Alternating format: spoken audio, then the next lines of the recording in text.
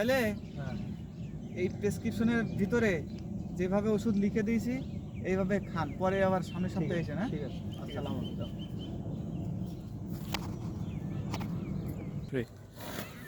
আজকে মেলা কাজ করে আসছে। আসসালামু আলাইকুম। আসসালামু আলাইকুম। ওয়ালাইকুম সালাম, আমি তো চলে যাচ্ছি, আবার আইসা এখন। চলে যাইতেছেন, কোথাও যাবেন নাকি?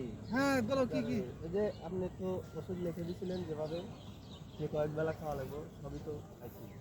এই ওষুধগুলো লিখে দিলাম, খাইছিলেন? হ্যাঁ ঠিক মতোই খাইছি, কিন্তু রোগ সারেনি? না, সারবে।